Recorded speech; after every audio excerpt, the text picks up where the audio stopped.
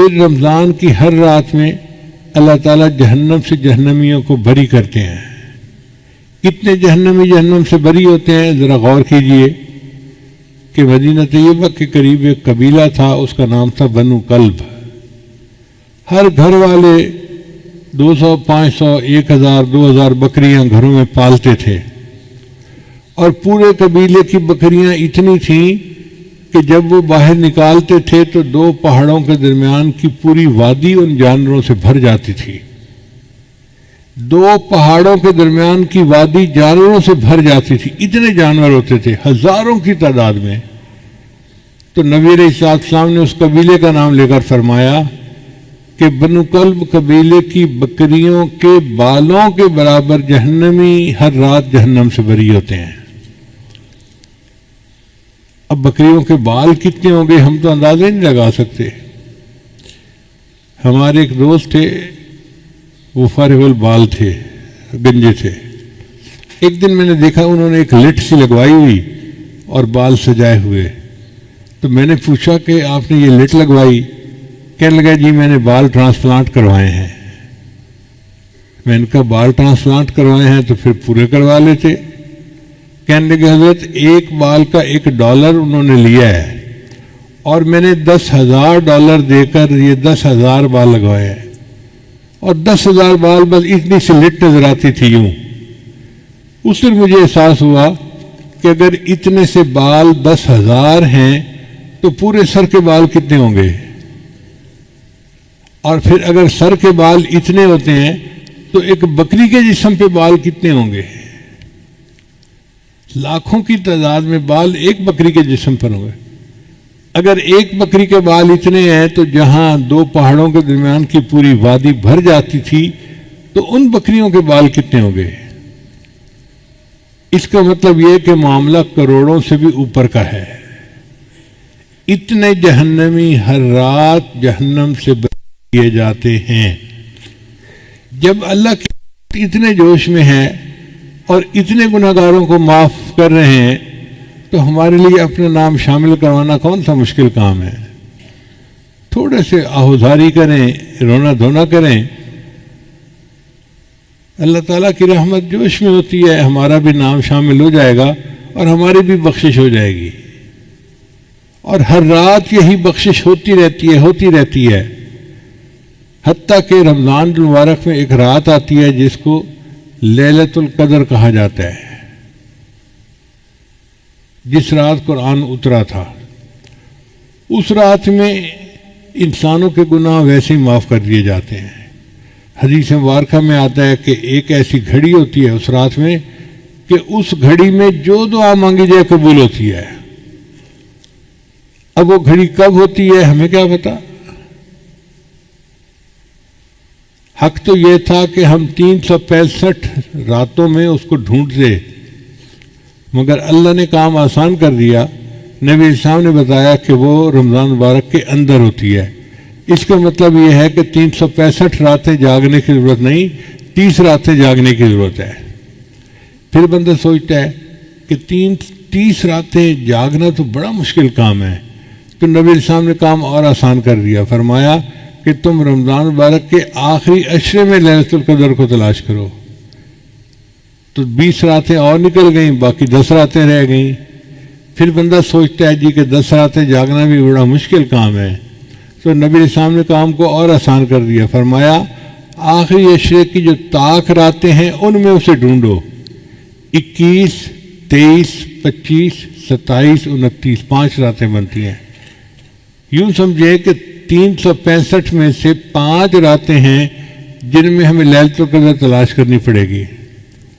اب بندہ سوچتا ہے جی کہ رات کو تو ہم تلاش کریں لیکن پوری رات جاگنا تو بڑا مشکل ہے، ہم تو کمزور لوگ ہیں، نہیں جاگ سکتے. اللہ تعالیٰ نے کام کو اور آسان کر دیا.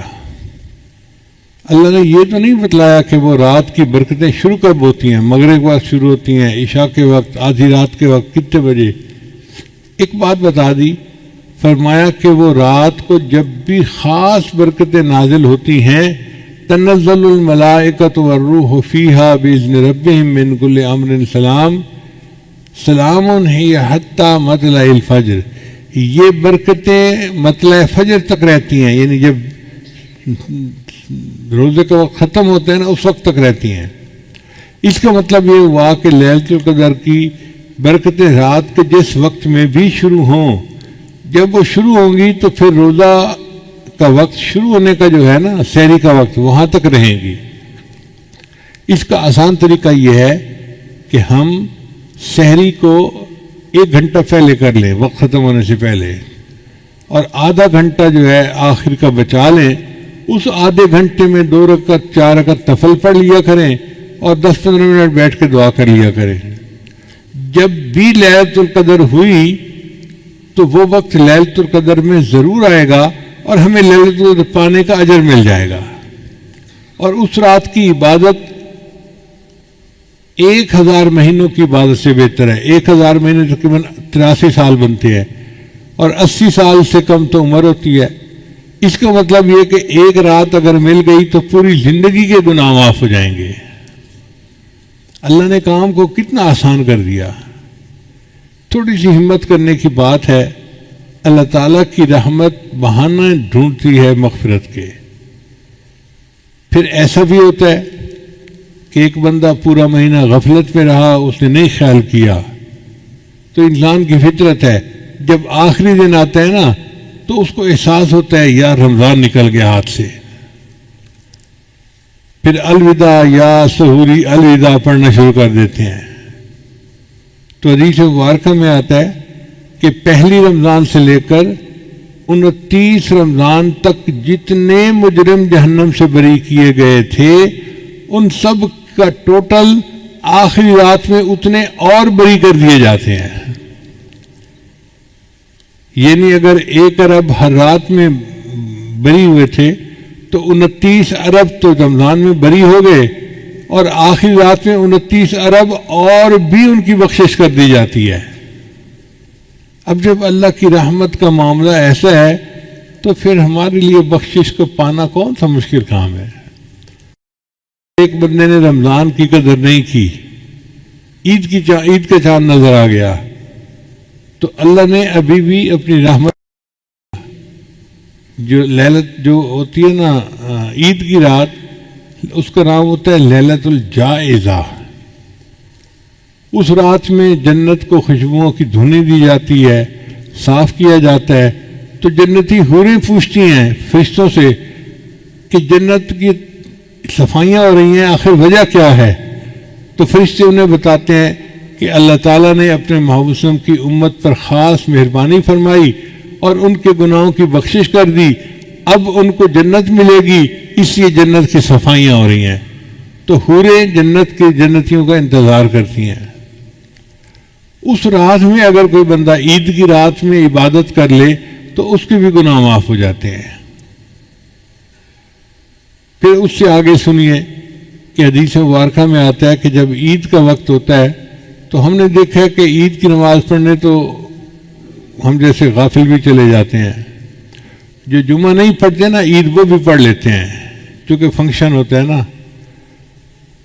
تو جب عید کی نماز پڑھتے ہیں تو اللہ تعالیٰ علام الغیوب ہیں، اللہ تعالیٰ فرشتوں کو پوچھتے ہیں کہ میرے بندے کیوں اکٹھے ہیں؟ اللہ جانتے ہیں کہ کیوں اکٹھے ہیں، مگر فرشتوں کو گواہ بنانا چاہتے ہیں۔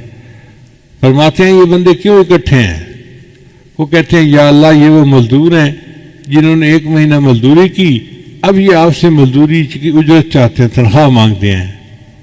اللہ ان فرشتوں کو گواہ بنا کر کہتے ہیں کہ فرشتوں گواہ رہنا، عبادی و امائی، میرے بندوں میری بندیوں، تم نے روزے رکھے، تم نے تراویح پڑھی، تم نے رمضان شریف اس طرح سے گزارا، میں نے اس کے بدلے تمہارے تمام گناہوں کو معاف کر دیا۔